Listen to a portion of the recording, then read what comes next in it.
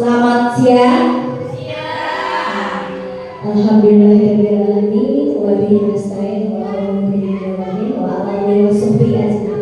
yang terhormat Bapak Kepala Sekolah SDN Sukajadi 1, Bapak Sukaryo Hadinata, yang kebetulan pada kesempatan ini beliau sedang tidak ada, ya, sedang ada kegiatan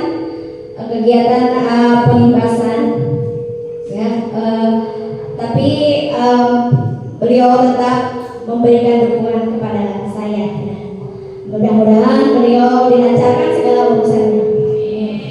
Dan yang terhormat juga kepada Ibu Bapak Guru SDN Sukajadi 1, saya ucapkan terima kasih banyak karena sudah meluangkan waktunya untuk berkumpul di sini, ya.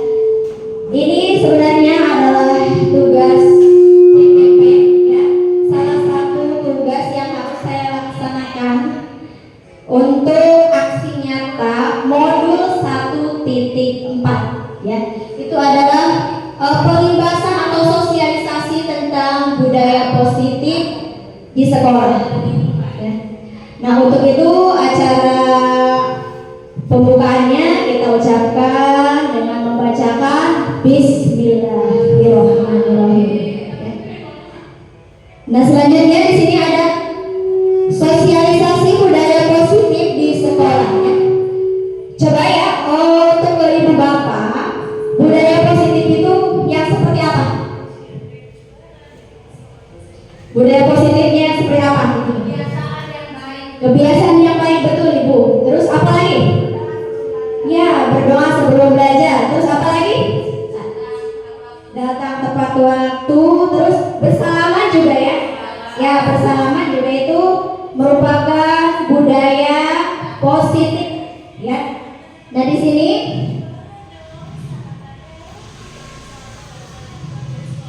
untuk pertanyaan pemantik, ya, cukup ibu bapak hanya menjawab setuju atau tidak sebelum lanjut ke materi. Ya, di sini ada hukuman dapat mendisiplinkan anak, setuju atau tidak? Tidak. Yang lain?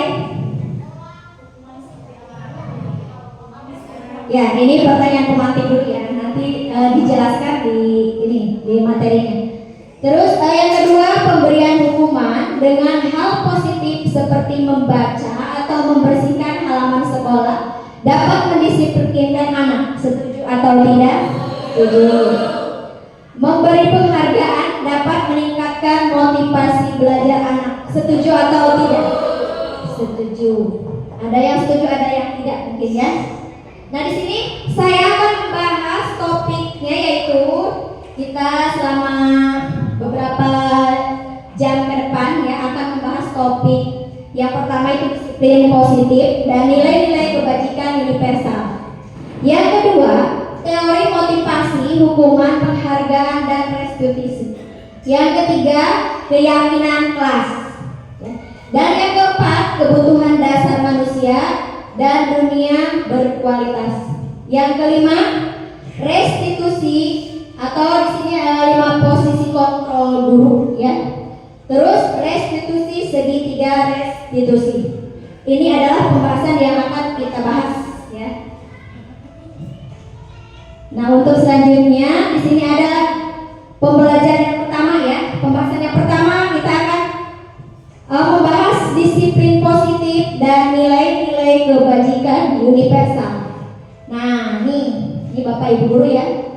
Disiplin positif, ya. Teori kontrol atau teori pilihan menurut Dr. William Glasser, ya. Tidak ada yang bisa mengontrol orang lain, ya. Sebenarnya tidak ada yang bisa mengontrol orang lain, ya.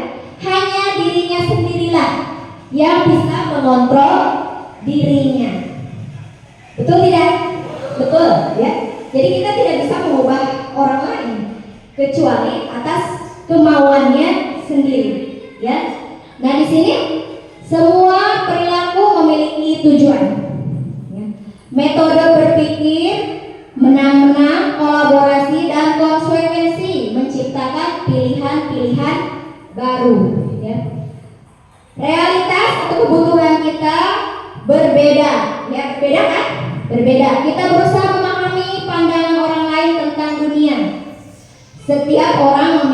gambaran yang berbeda. Nah, di sini Ibu Bapak makna disiplin ya. Makna disiplin yaitu belajar kontrol ya. Kontrol diri dengan menggali potensi agar tercapai tujuan yang mulia, yaitu sesuatu yang menjadi seseorang yang kita inginkan berdasarkan nilai-nilai yang kita hargai ya. Di sini ada teori motivasi. Teori motivasi itu ada 3 ya di sini. Untuk menghindari hukuman biasanya ya yang pertama. Terus untuk mendapatkan imbalan dan untuk menghargai dirinya sendiri. Nah, di sini ada yang 2 itu adalah menghindari hukuman untuk mendapatkan imbalan. Itu adalah teori motivasi, tetapi hanya dari ekstrinsik. Ekstrinsik itu apa? Dari luar ya. Hanya dari luar, berarti hanya keterpaksaan biasanya ya. Terus yang selanjutnya itu untuk menghargai diri sendiri. Kalau untuk menghargai diri sendiri itu adalah motivasi intrinsik ya. Masuknya itu ke motivasi intrinsik, yaitu dari dalam, sudah sadar berarti ya. Sudah sadar ke dalam dirinya sendiri, sudah tertanam berarti ya. Di sini untuk menghargai dirinya sendiri itu termasuk ke dalam nilai-nilai kebajikan universal ya, kebajikan umum ya. Terus kebajikan universal itu akan masuk ke keyakinan kelas. Nah, selanjutnya di sini ada 5 posisi kontrol. 5 posisi kontrol itu bisa sebagai penghubung, bisa pembuat rasa bersalah. 5 posisi kontrol guru ini ya. Terus ada bisa menjadi teman, bisa menjadi pemantau, dan juga bisa menjadi manajer. Ya, di sini untuk penghukum dan pembuat rasa bersalah itu masuknya ke motivasi ekstrinsik. Ekstrinsik ya, luar berarti. Terus untuk teman dan pemantau, posisi kontrol gurunya sebagai teman dan pemantau itu masuk juga ke ekstrinsik juga ya. Terus untuk manajer itu masuk ke intrinsik ya, ke motivasi intrinsik. Nah, di sini juga ada segitiga restitusi yang menstabilkan identitas, validasi kebutuhan, dan menanyakan keyakinan. Ini untuk segitiga restitusi itu kita akan membahas menstabilkan identitas ya, memvalidasi kebutuhan, menanyakan keyakinan kelas. Terus untuk selanjutnya ada 5 kebutuhan dasar manusia. Manusia itu yang paling mendasar ya, atau kebutuhan yang paling pokok itu ada 5 ya. Ada 5 kebutuhan dasar manusia, yaitu yang pertama ada bertahan hidup ya. Kita butuh tidak makan, minum itu untuk bertahan hidup ya. Terus untuk penguasaan yang kedua. Terus kasih sayang dan rasa diterima. Terus kesenangan, ada juga kebebasan. Nah, kesenangan kita juga butuh ya. Terus untuk kebebasan bukan berarti kita bebas tanpa aturan ya, tanpa keyakinan yang kita yakini. Oke. Yang selanjutnya ya, di sini ada makna disiplin. Makna disiplin itu berasal dari bahasa Latin ya Ibu Bapak, yaitu disiplina ya, yang artinya belajar. Makna asal dari kata ini berkonotasi dengan disiplin diri ya. Disiplin diri dari murid-murid Socrates dan Plato. Disiplin diri membuat orang menggali potensinya menuju sebuah tujuan apa yang dia hargai. Betul tidak? Betul ya. Terus namun dalam budaya kita makna disiplin telah berubah menjadi sesuatu yang dilakukan seseorang ya pada orang lain untuk mendapatkan kepatuhan. Nah, di sini kecenderungan umum adalah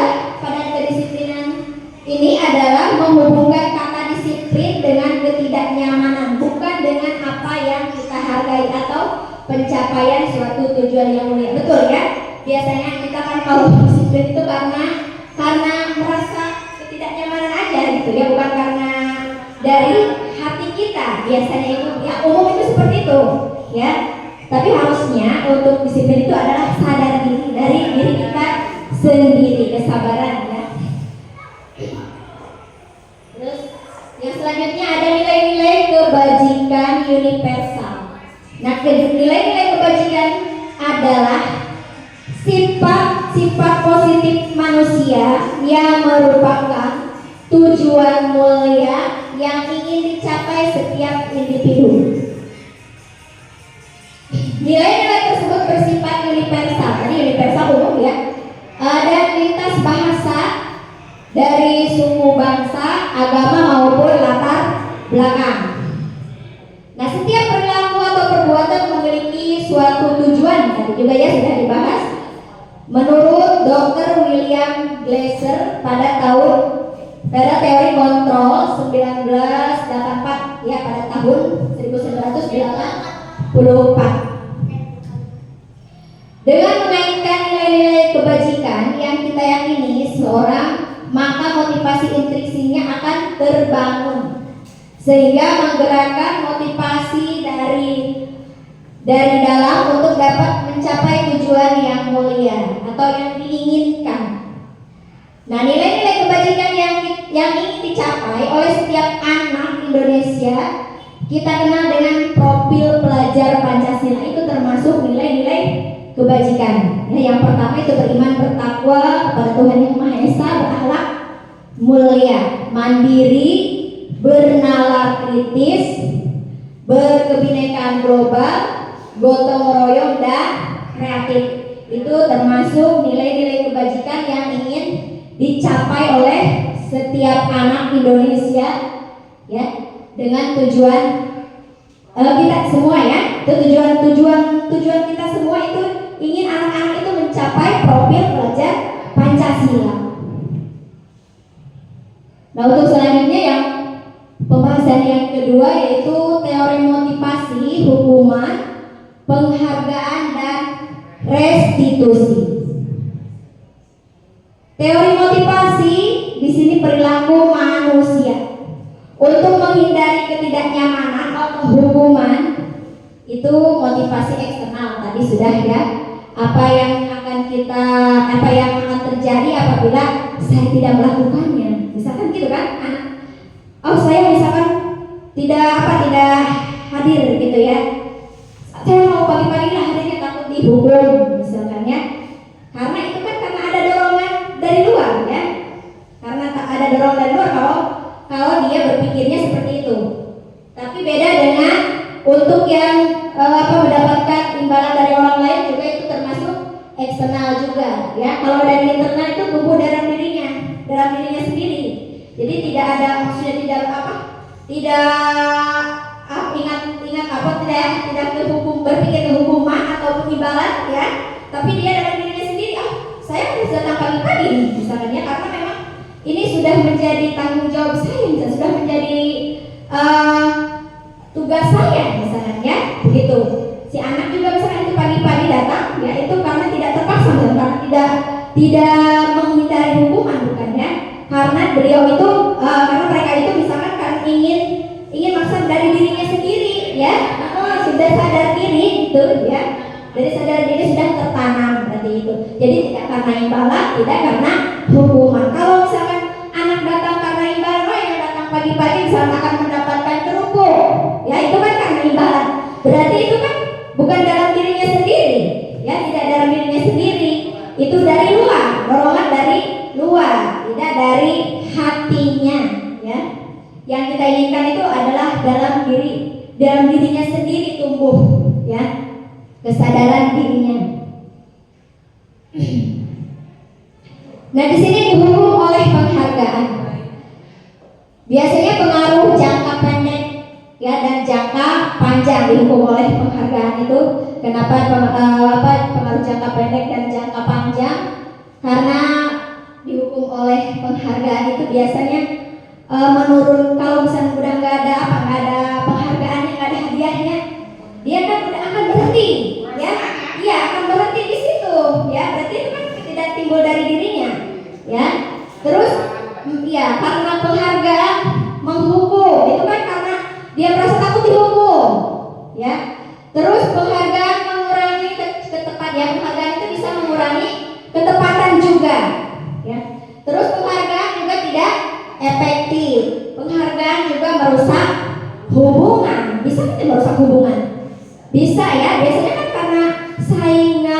ya, karena saya misalkan pengen yang jadi yang utama. Biasanya kan saingannya biasanya kan ada yang tidak sehat gitu ya Bu ya.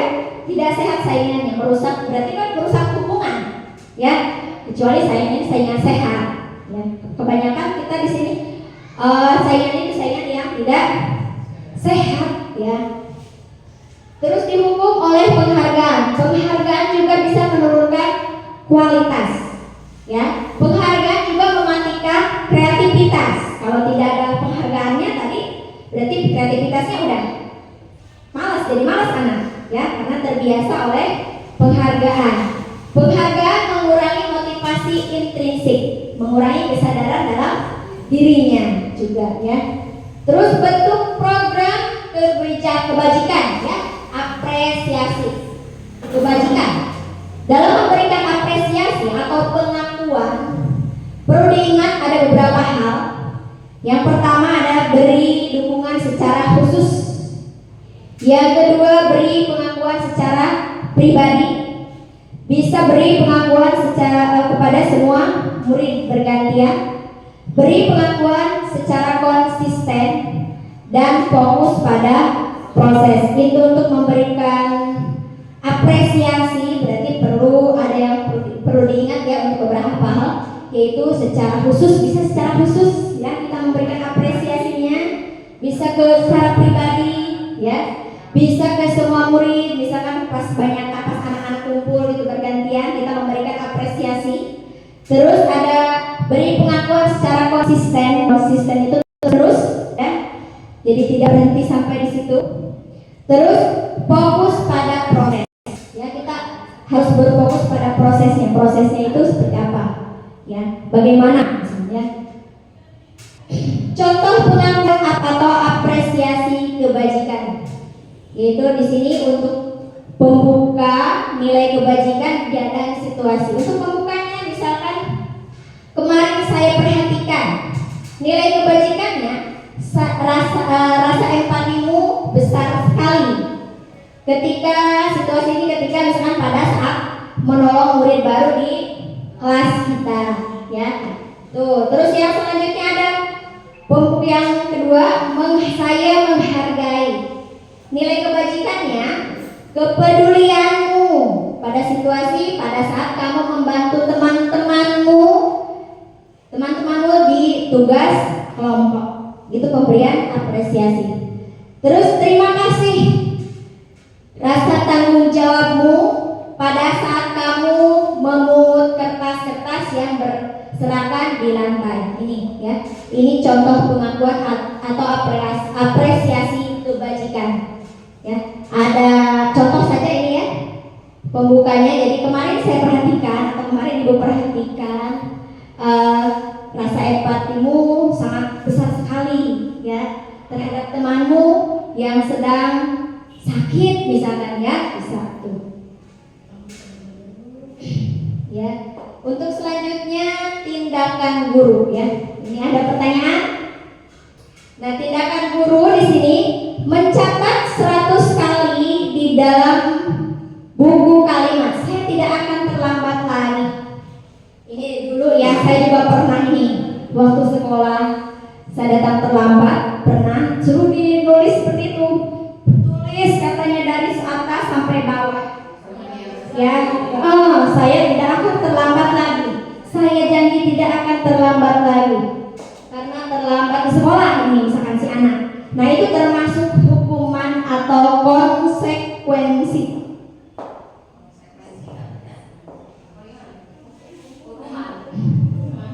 Boleh ada hukuman, ada konsekuensi, nanti kita cek ya.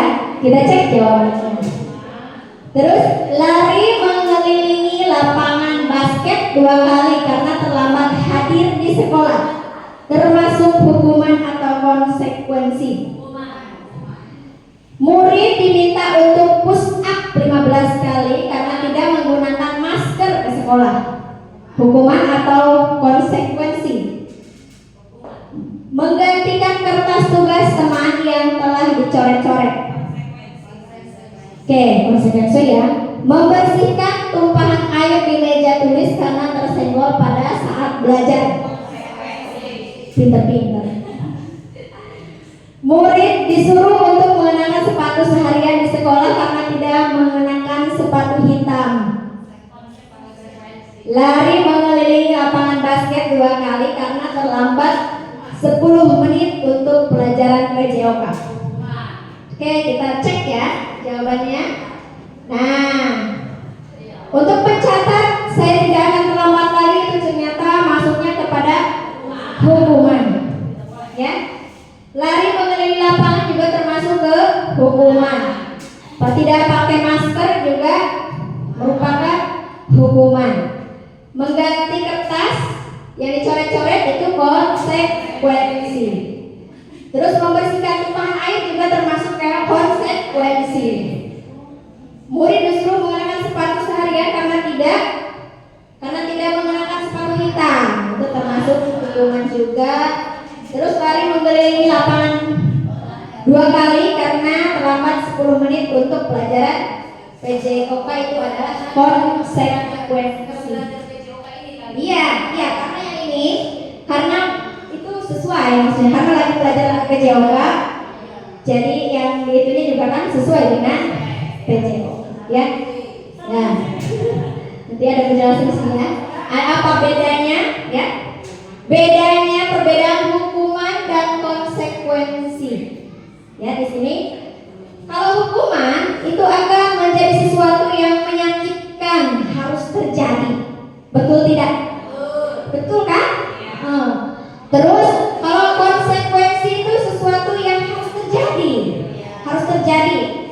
Terus membuat anak sakit, ya. Tuh, hukuman itu membuat anak sakit fisik maupun hati biasanya ya, untuk jangka waktu lama. Ya, sebanyak yang dendam si siswa juga kan, karena misalnya dihukum sama kita, padahal kita bermaksudnya maksud baik, ya.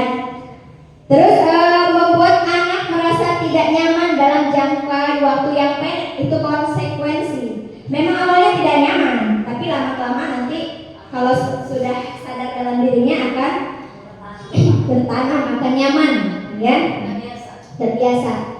Terus anak membenci kedisiplinan, itu kalau ada hukuman biasanya anak-anak itu akan benci, akan gak mau ada disiplin. Kenapa sih harus begini?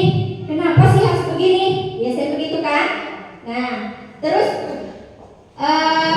konsekuensinya di sini anak akan menghargai disiplin. Hukuman juga bisa membuat orang paksaan, ya, terpaksa, memaksa, ya.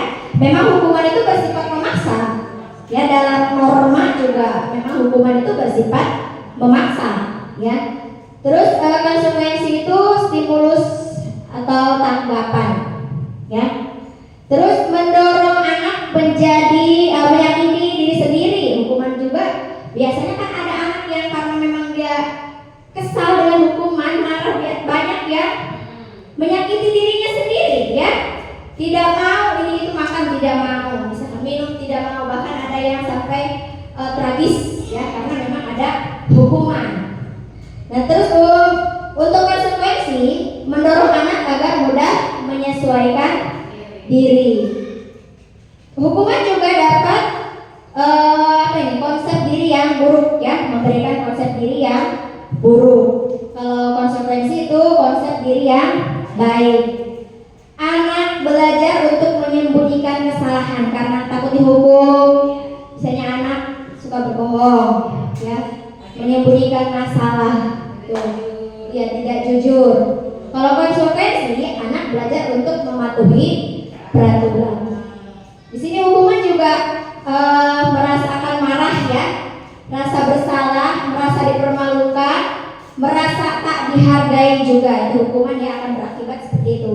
Kalau konsekuensi itu akan kehilangan hak, dibuat tidak nyaman, diasingkan untuk sementara saja tapi untuk selanjutnya karena sudah tertanam dalam dirinya, dia tidak memperdulikan, ya, mau dihargai atau tidak, gitu, ya. Yang penting itu kan sudah konsekuensi saya misalnya yang harus saya dapatkan, ya. Terus untuk selanjutnya ke restitusi, ya. Apa itu restitusi? Sering kita dengar, ya, di PRR Udah jelas mungkin ya, tapi ini hanya pembahasan sedikit saja.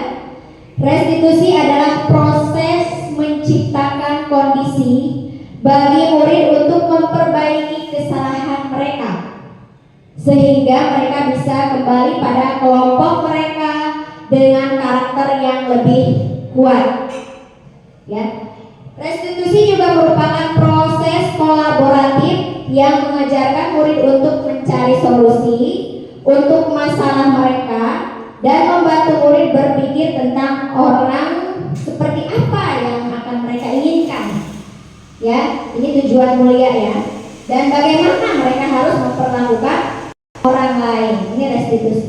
Berarti restitusi tadi menciptakan kondisi bagi murid untuk memperbaiki kesalahan. Ya, sehingga mereka itu kembali dengan dengan karakter yang lebih kuat. Ya, berarti lebih baik ya dari sebelumnya. Itu restitusi ya, pengertian restitusi. Di sini ada 9 ciri-ciri restitusi. Ya, di sini yang pertama, bukan untuk menebus kesalahan, namun untuk belajar dari kesalahan. Itu termasuk restitusi. Terus yang kedua, memperbaiki hubungan.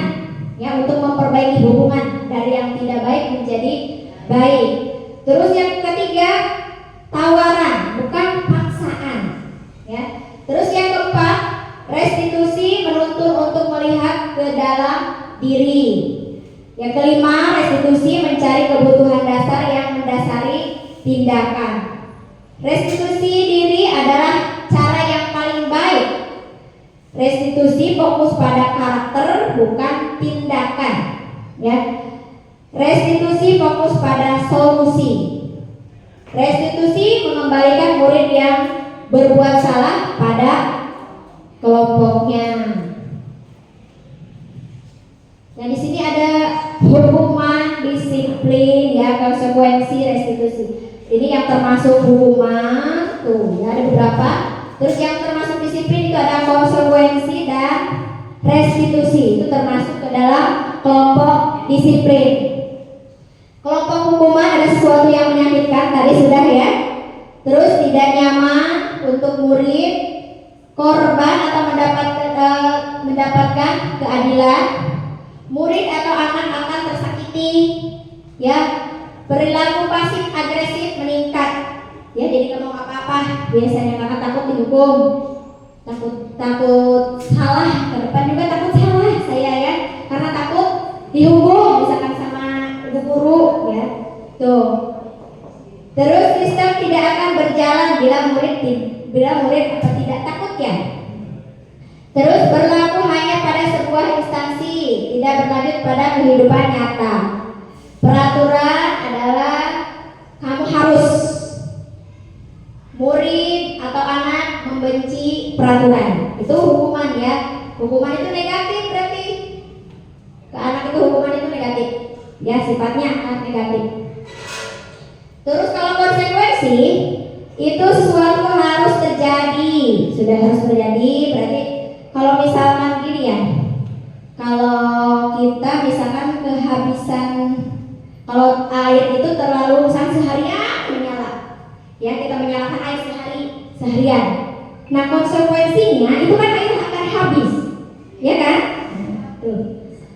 Terus konsekuensi juga tidak nyaman untuk murid, tapi dalam jangka waktu yang pendek. Korban atau bisa diabaikan. Murid atau anak dibuat tidak nyaman. Penguatan hanya bertahan dalam jangka waktu yang pendek. Memerlukan monitoring dan supervisi terus-menerus dari guru. Membantu penerapan mengikuti peraturan dalam masyarakat. Apa peraturannya? Mampukah kamu melakukannya? Terima kasih. Murid atau anak menghormati peraturan. Itu netral ya, bersifat netral. Tadi kalau hukuman itu bersifat negatif, kalau konsekuensi netral, berarti tidak ke sini, tidak ke sana, di tengah-tengah, netral ya. Kalau sedangkan restitusi, untuk restitusi itu restitusi merupakan pilihan. Ya. Terus menguatkan untuk murid atau anak dalam jangka waktu yang panjang. Korban atau mendapatkan ganti. Murid atau anak mendapatkan penguatan. Masalah terpecahkan. Murid belajar bertanggung jawab untuk perilakunya. Fokus pada pemecahan masalah dalam jangka waktu yang panjang. Apa yang kamu yakini, apa yang kamu lakukan untuk memperbaiki masalah ini. Murid, anak atau menghormati dirinya dan orang lain ini bersifat positif. Untuk restitusi positif ya sifatnya. Selanjutnya ke keyakinan kelas ya. Mengapa tidak peraturan saja? Mengapa harus keyakinan kelas? Mengapa kita memiliki peraturan harus menggunakan helm bila mengendarai kendaraan roda 2? Nah, itu termasuk ke peraturan atau keyakinan. Peraturan ya, karena itu bersifat searah ya. Peraturan, karena itu kan sudah aturan. Iya. Mengapa kita memiliki peraturan 3M, menggunakan masker, mencuci tangan, dan menjaga jarak 1,5 meter? Sudah masuk keyakinan atau peraturan?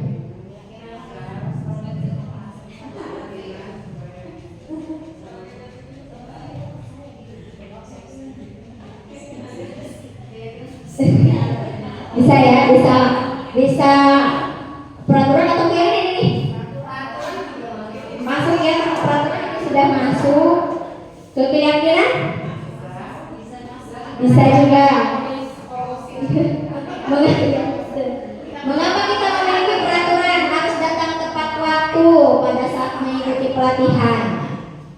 Ya, karena sudah yakin ya di dalam kita ya.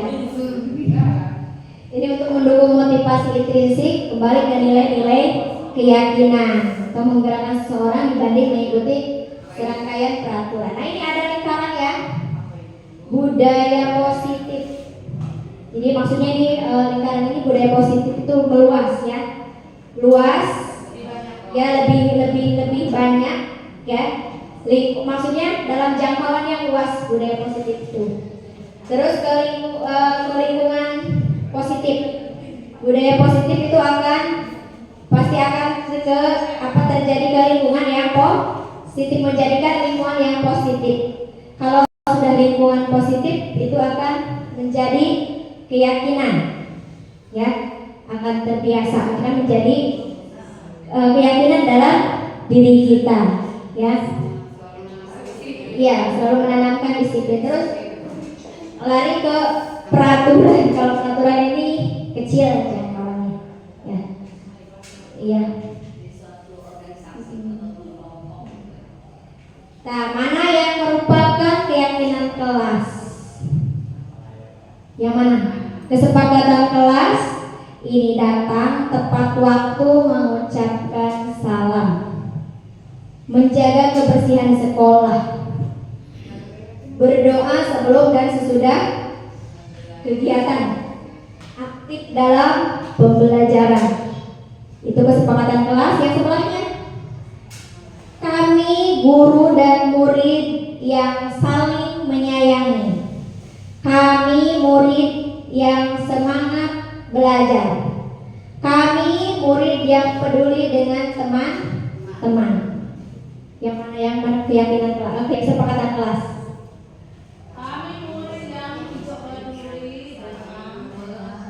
Kesepakatan kelas ya. Yang sebelah sana ya? Yang sebelah sana, kesepakatan kelas. Yang hijau. Ya, betul ya. Datang tepat waktu mengucapkan salam. Itu kan sudah disepakati bersama. Ya. Terus menjaga kebersihan sekolah juga ya. Terus berdoa sebelum dan sesudah belajar kegiatan, aktif dalam pembelajaran itu termasuk ke kesepakatan kelas ya.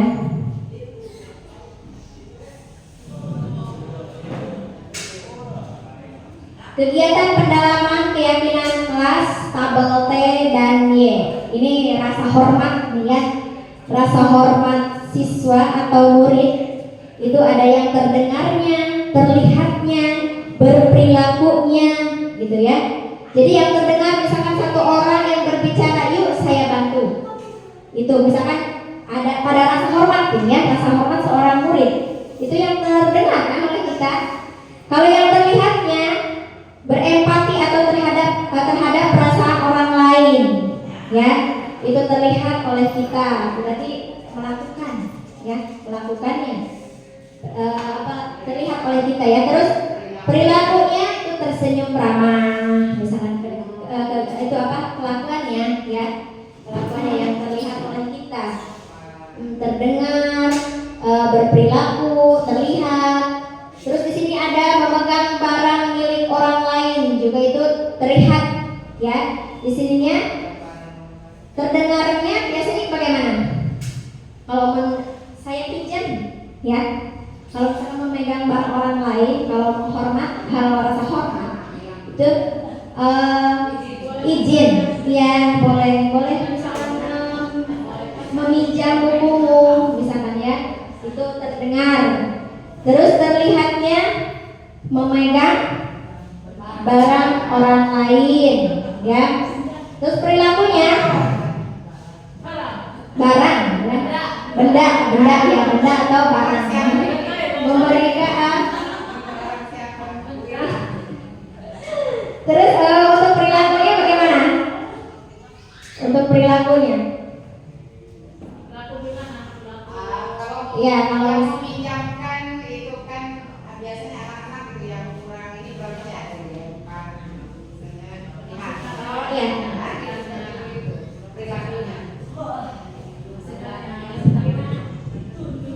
Oke, di sini menanggapi tentang mana tadi disiplin yang iya. Jadi kita kan melihat dari perilakunya ya, misalnya salah seorang siswa di kelas memerlukan bantuan, dia dengan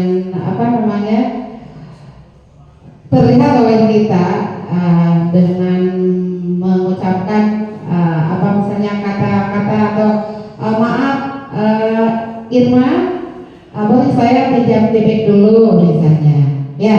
Nah, dengan cara kata-kata yang baik, demikian juga kita harus perhatikan yang meminjamkannya juga, boleh dikasih dengan cara baik. Baik pula, tidak dengan lebar nah begitu kira-kira ibu-ibu ya. Itu ibu guru. Sudah ya. Balik. Kemudian juga untuk selanjutnya ini masih perilaku siswa ya, tadi misalnya dengan mohon izin, dengan meminjam sesuatu yang dia perlukan. Nah, setelah meminjam kan yang minjam itu harus dikembalikan lagi. Nah, tentunya dari situ kita juga bisa melihat perilakunya setelah pinjam itu apa yang harus diucapkannya. Tentunya kata anak itu, nih terima kasih ya. Nah, itu barangkali ya. Nah, itu sebagai perilakunya ya. Terima kasih untuk Ibu Guru hebat ya. Tepuk tangan dong semuanya. Semangat ya. Terima kasih Ibu ya sudah memberikan penjelasannya. Di sini betul sekali tadi apa yang dikatakan oleh Ibu Guru ya, bahwa rasa hormatnya itu tadi yang kalau kita terdengar meminjam barang orang lain itu biasa kedengaran kata-kata yang positif ya. Kalau terlihatnya memegang benda orang lain, terus berperilakunya itu katanya tidak jadi memegang benda orang lainnya atau dikasihkannya tidak dengan dilempar ya, jadi dengan sopan ya. Nah itu, jadi di sini hormat juga ya, ada tampak seperti dan tidak tampak seperti. Datang tepat waktu, ini yang negatifnya tidak tampak seperti ya. sering hadir terlambat, ya, menyapa teman dan guru setiap hari, tak acuh kepada teman dan guru, mengembalikan barang teman yang telah dipinjam dan mengucapkan terima kasih, tidak mengembalikan barang yang telah dipinjam dan meletakkannya sembarangan. Itu tidak tampak seperti atau negatifnya, itu ya rasa hormat. Terus dalam bekerja tampak seperti tekun bekerja dan menyimak guru. Terus negatifnya tidak mendengar guru dan acuh tak acuh, tidak tampak seperti. Terus tampak sepertinya atau positifnya menyerahkan tugas tepat waktu, tidak tampak sepertinya tugas tidak diberikan, ya, sampai lupa, kadang-kadang lupa, ditanyakan baru, ya, ditanyakan juga kadang-kadang lupa lagi.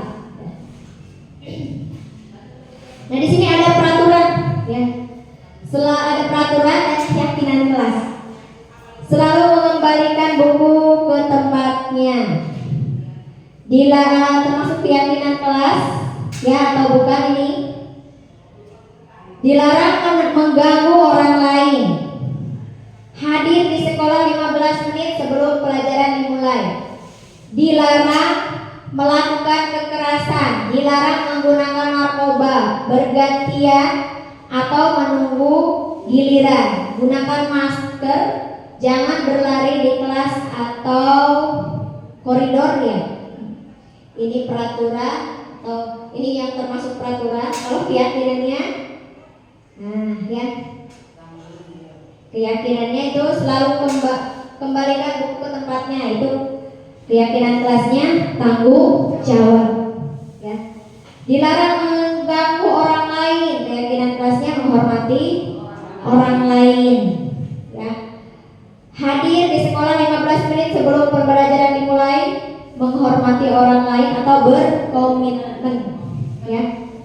Dilarang melakukan kekerasan, keselamatan, menghormati orang lain. Dilarang menggunakan narkoba, untuk kesehatan, keyakinan kelasnya. Bergantian atau menunggu giliran, menghormati orang lain atau bersabar, menggunakan masker, kesehatan dan keselamatan. Jangan berlari di kelas atau koridor, yaitu keyakinan kelasnya, keselamatan dan keamanan. Nah, peraturan dan keyakinan, ya. Kalau peraturan itu biasanya ada kata negatifnya. Kalau keyakinan itu kata-katanya positif, ya, seperti jangan. Jangan itu kan peraturan, ada jangannya. Jangan memakai sendal ke kelas, misalnya. Itu masuk peraturan karena ada kata negatifnya. Kata negatifnya apa? Jangan, ya. Guru jangan memakai sendal ke sekolah. Iya, ya begitu. Itu peraturan, ya. Harusnya apa itu harusnya? Misalkan ke keyakinan, dari peraturan ke keyakinan. Tadi kan misalkan jangan memakai sendal ke dalam ruangan, ya, sepatu ke dalam ruangan, misalkan gitu, ya. Terus bentuk keyakinannya bagaimana? Berpakaian atau disiplin mungkin, ya. Disiplin, ya. Ya. Ya, itu kan peraturannya, ya. Dirubah ke keyakinan, itu jadi menjaga kebersihan bisa, ya. Atau disiplin juga bisa, ya. Bisa. Tuh. Kita masuk ke pelajaran 4, ya. Kebutuhan dasar manusia dan dunia berkualitas. Nih. Nah, kebutuhan dasar manusia ini ada berapa tadi sudah di awal sudah kita bahas, ya. Tuh, kebutuhan dasar manusia itu ada bertahan hidup, ya. Kasih sayang, rasa diterima, penguasaan, ya, kesenangan, kebebasan, juga itu termasuk ke dalam, ya, ke dalam kebutuhan dasar manusia. Kesenangan kita butuh, ya, butuh lah, ya. Ya, butuh represi,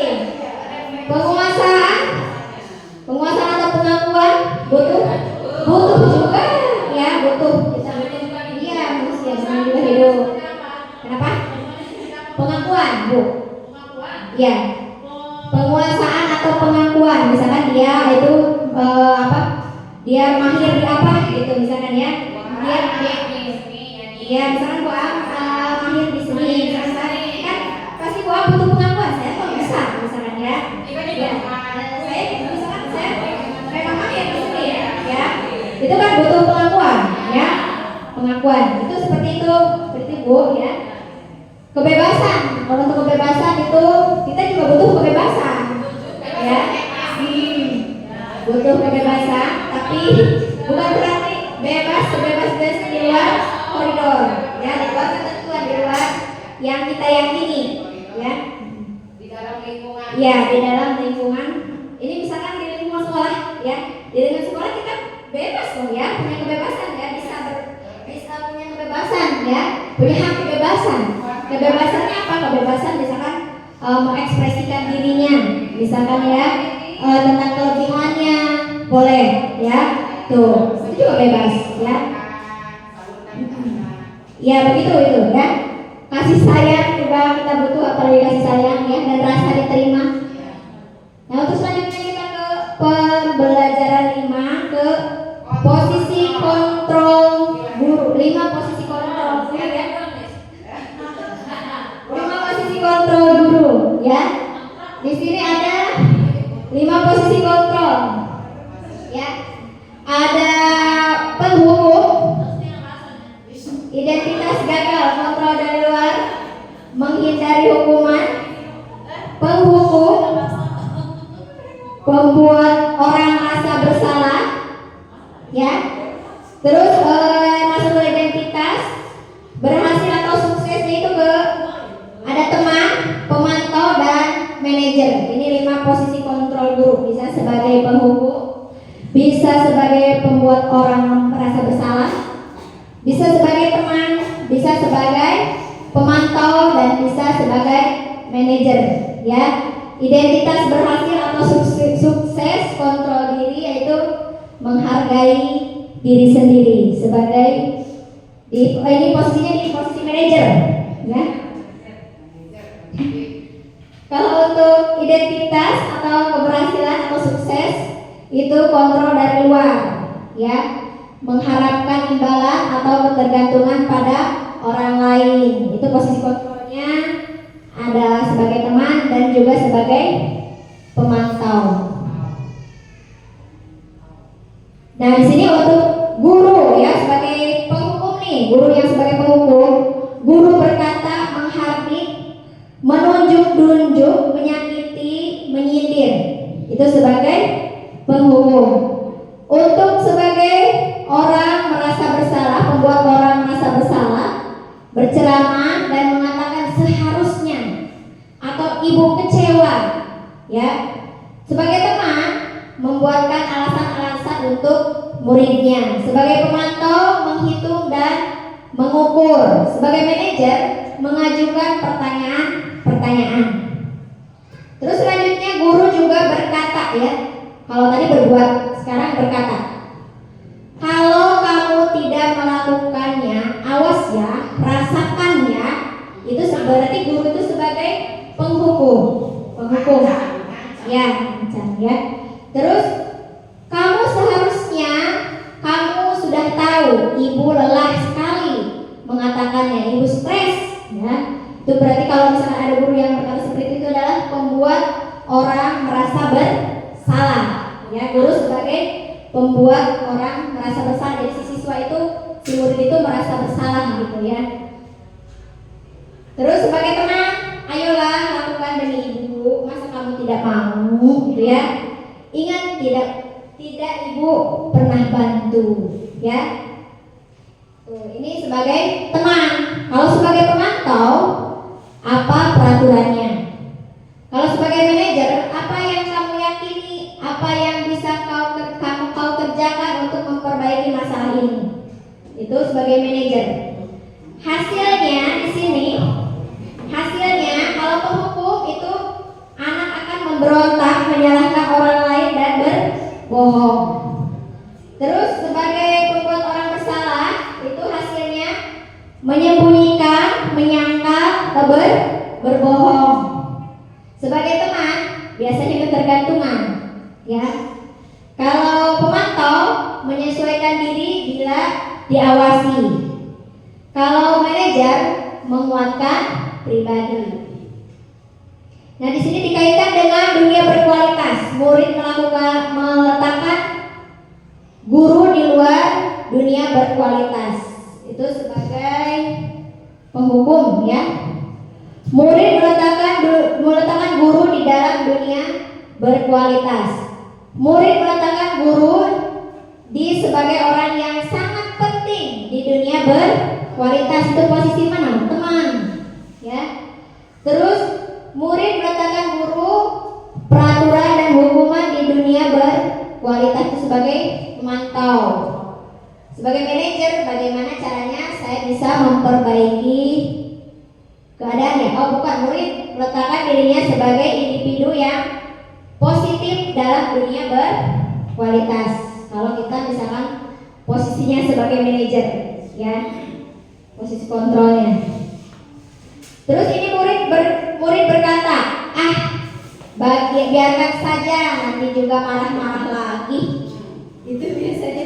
Kalau misalkan kita sebagai penghukum, ya, biasanya murid begitu. Kalau kita posisinya sebagai membuat orang bersalah, maafkan saya Bu, misalkan, ya.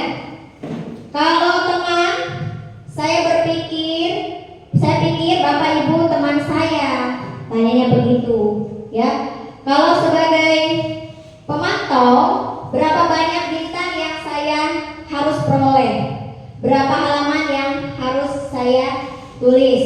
Nah, itu sebagai pemantau. Kalau sebagai manajer, bagaimana caranya saya bisa memperbaiki keadaan. Dampak pada murid, itu bisa kalau sebagai penghukum bisa mengulangi kesalahan. Kalau sebagai pembuat orang merasa bersalah, merasa dirinya rendah, ya, rendah diri, merasa rendah diri. Kalau sebagai teman, lemah, tidak mandiri dan bergantung, ya. Kalau sebagai pemantau, menitik beratkan pada sanksi atau hadiah untuk dirinya. Kalau sebagai manajer, mengevaluasi diri, bagaimana cara memperbaiki dirinya. Berarti yang tepat itu posisi kontrol guru itu yang mana, ya Bu, ya? Yang mana sebagai penghukum, teman, pemantau, manajer, atau pembuat orang merasa bersalah? Manajer sepertinya, ya.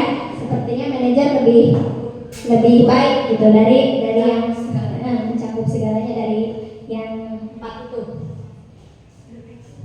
Untuk selanjutnya, ya, saya kecewa sekali dengan kamu. Siapa yang mengatakan? Membuat orang merasa bersalah itu, ya. Kalau kita berkata seperti ini, saya kecewa sekali dengan kamu, berarti itu akan membuat orang merasa bersalah. Berarti ini guru itu sebagai pembuat orang merasa bersalah, ya. Terus kamu tidak pernah benar melakukannya, itu sebagai penghukum, ya. Berarti posisi kontrolnya sebagai penghukum. Ayolah lakukan demi ibu atau bapak, itu sebagai teman, ya, sebagai teman. Apakah kamu mau mendapatkan stiker bintang hari ini? Itu sebagai pantau. Bagaimana kamu bisa menyelesaikan masalah ini? Sebagai manajer. Kamu selalu yang paling terakhir. Itu sebagai, ya, penghukum. Guru sebagai posisinya itu sebagai penghukum, berarti, ya. Itu, ya, 5 posisi kontrol guru, ya.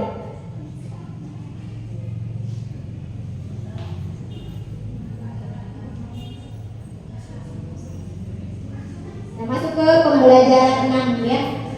Segitiga restitusi. Segitiga restitusi. Nah, di sini, ya.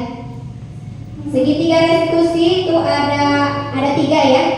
Memvalidasi kebutuhan, menanyakan keyakinan, menstabilkan identitas, kebutuhan, dan menanyakan keyakinan.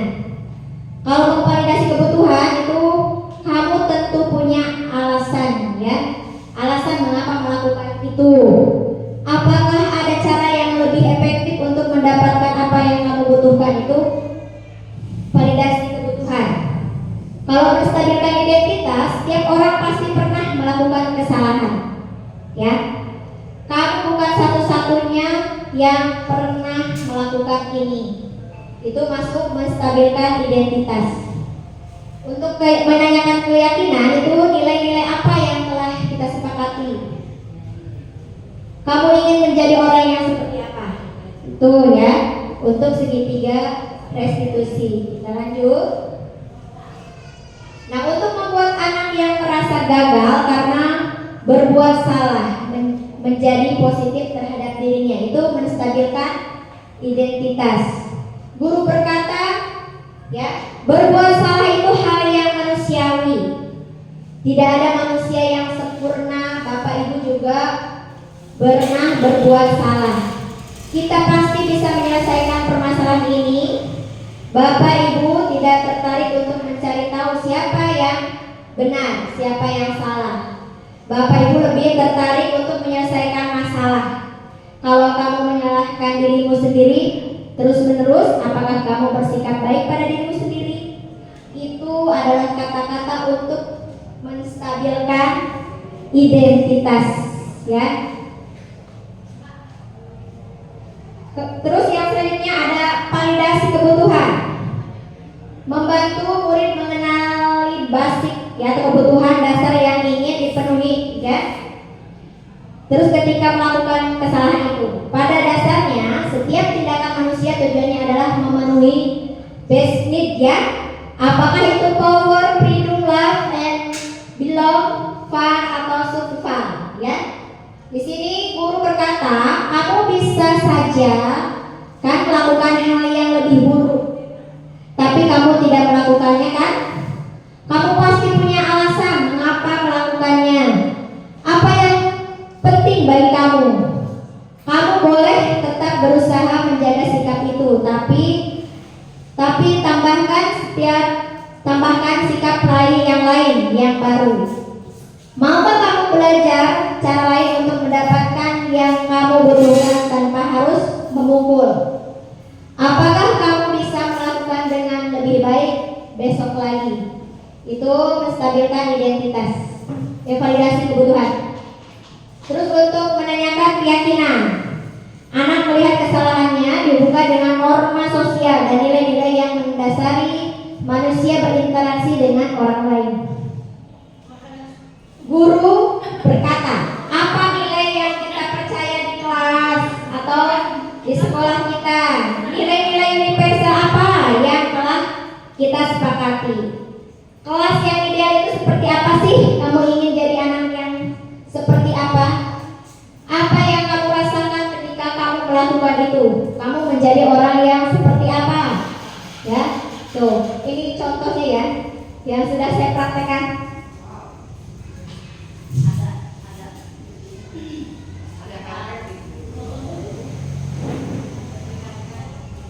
Ada tikannya ya.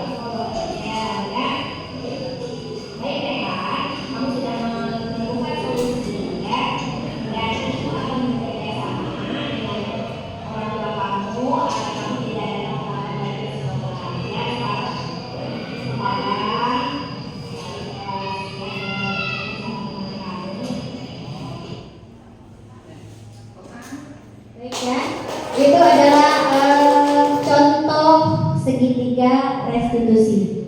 Jadi anak yang kesiangan ya, sering terlambat, saya tanya itu kenapa selalu terlambat, adakah alasannya ya.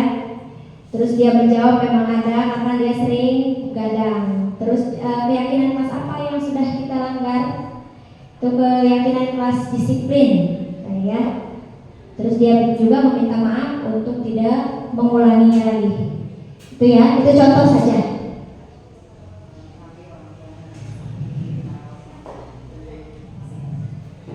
Ini ya.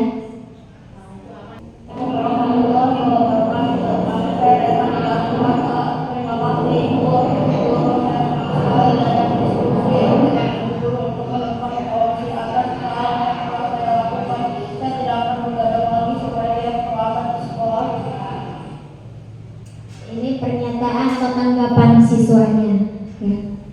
Terus ke halaman selanjutnya kemana tadi? Nah ini ya, intervensi 30 detik. Kalau misalkan ibu guru bapak tidak bisa di kelas, misalkan ya, bisa dengan pertanyaan-pertanyaan yang intervensi 30 detik ya di kelas. Kalau misalkan ibu bapak tidak bisa di kelas, bisa dengan 30 detik dengan intervensi 30 detik, namanya intervensi 30 detik, bisa menanyakan hal-hal pertanyaan sebagai berikut nih ke anak ya. Apakah kamu ingin berbuat lebih baik misalkan ya? Terus apakah saat ini kamu sedang menjadi orang yang sedang kamu inginkan? Ya, apakah kamu bisa mengubah atau kegiatan perilaku kamu saat ini menjadi sikap yang lebih membantu? Apakah wajar membuat kesalahan atau bisakah kita memperbaikinya? Ya, apa yang kamu lakukan saat ini sesuai ya atau oke? Terus kapan kamu siap untuk memulai? Peraturannya apa? Ya, sepertinya kamu punya masalah. Saya bisa bantu apa? Saat ini kamu seharusnya berbuat apa? Ya, apa yang bisa saya bantu agar kamu bisa melakukannya? Apa yang saya bisa bantu kamu agar dapat segera memulai? Apakah tugas kamu saat ini? Bagaimana kamu ingin diperlakukan pada kegiatan ini? Bisakah kamu melakukannya? Apa yang kamu inginkan? Peraturannya apa? Nah, ini ya, itu intervensi 30 menit, 30 detik ya, maaf ya, 30 detik ini. Kalau yang tadi kan lama ya. Ini bisa kita pertanyaan-pertanyaan seperti ini dalam 30 detik ya untuk segitiga restitusi. Nah ini karena waktunya mungkin sudah banyak menyita waktu.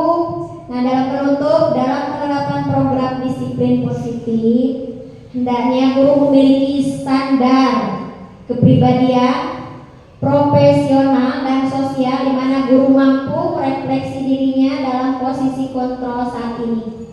Bagaimana perjalanan dirinya sebagai among atau manajer ya, yang menuntut murid-muridnya menjadi insan yang mandiri, merdeka dan bertanggung jawab sesuai dengan standar pendidikan.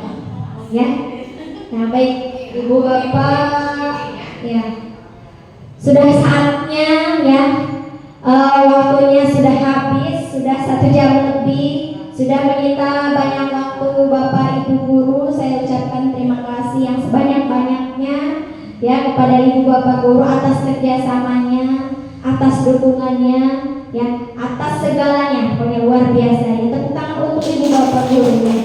Tepuk tangan semangat ya. Terima kasih.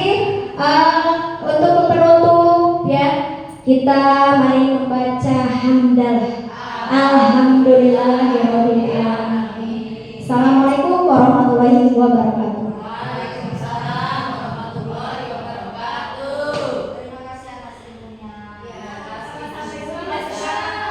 Ini makanya